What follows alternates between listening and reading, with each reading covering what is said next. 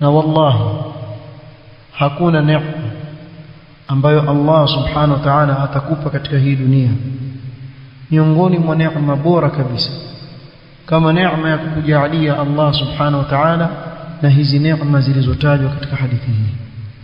Qad aflaha man aslama, akakupa neema ya Uislamu.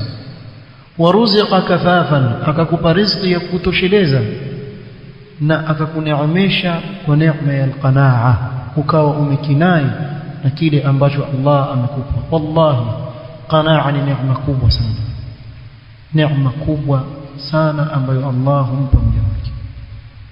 Wengi katika watu wameazirika kwa kukosa qanaa, wengi sana. Ukikosa qanaa utaazirika sana.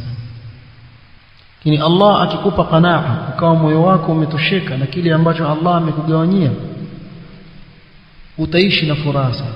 Idha kunta dha qalbin qanu'un fa anta wa maliku ad-dunya sawa. Ukiwa na moyo wa kukinai, moyo wako wa kinai, basi hauna tofauti wewe na yule anayemiliki dunia. Unajua watu hawakai chini wakafikiria tu. Kwani yule ambaye ana milioni 1 kwa mfano na yule ambaye ana milioni 100, yani kwa sababu hizi zake ni moja na huyu zake ni 100, matumbo yao yako tofauti. Huyo 100 tumbo lake ni pana zaidi na huyo 1 tumbo lake kiasi. Bimaana lau kama watapewa sinia 2 za pilau, wewe kula na wewe kula, wa milioni 1 atakula nusu na wa milioni 100 atakula yote, sio? Ni kile tu utakachokula wewe uko katika hali hii na yule uko katika hali ile, ni wale tu. Na wewe muulize yule aliyepata, kisha kipata kile akiona ni kitu cha kawaida tu. Wajua watu hawajui. Mtu aweza kumtizama mtu ana gari kubwa, yule ana hivi na vile, ana hiki na kile.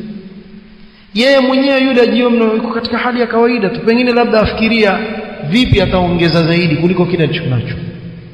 Na wewe pia ambaye uko chini, lau kama utapewa mbwa basi, kumbe ni hivi, kumbe gari iko hivi, ndio ndivyo. Sasa hakuna neema kama Allah baada ya kuwa shakupa neema ya Uislamu, kukupa neema ya riziki ya kutosheleza, kisha akakukinaisha. Sio muona mwenzako hesabu pesa wamezamate tu. Zanap zote hizo. Wewe una nini? Famathaluhu kamathali al-kalb in tahmil alayhi yalhath au tatrukhu yalhath, mwaganyute tu. Ukimuona amezia, kuna wengine wameziamate mpaka pesa za msikiti.